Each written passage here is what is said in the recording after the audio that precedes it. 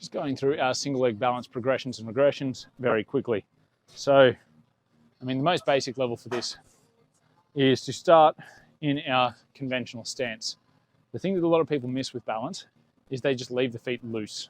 We want to actively grip into the floor with the toes so that we've got the feet engaged, which allows us to sense more of what's happening at the foot. But we might also notice that we get a little bit of glute and leg activity happening at the same time. So our first task is just the ability to stand like this without falling. Generally, anywhere from about 10 to 30 seconds is our target. Then after we've got that down, we're then going to go feet completely together. Now there's a whole range in between. We can work gradually inwards to make that happen, but this is just really the next general stage, the really measurable stage.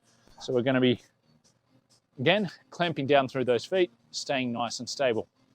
After we've done that, we're going to go into something called a semi-tandem stance, which is where the big toe of one foot is kind of tucked into the arch there.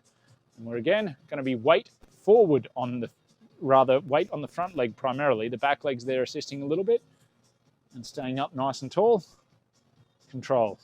Again, gripping that foot into the floor. Now, after we've done that semi-tandem, we can then go into full tandem, which is big toe up against the point of the heel. And then up nice and tall, gripping down, staying upright. Now, this is a big difference in difficulty once we go to this tandem one. It does make it quite a bit more challenging. And once again, once we're doing that sort of 10 to 30 second range pretty comfortably, we're then going to go just into our full single leg balance, which is just foot up in front or behind, just as long as we're not clamping together like so. Again, make sure we're clamping that foot down on the floor and keeping all of that musculature engaged to keep us stable. And once we've completed that stage, we can start doing a number of different things that is going to make us have to adapt to changing balance. Now, first one is to start manipulating arm position, deliberate rotations, reaching various directions. We can also start to tap the feet in different directions just to add a little bit of challenge.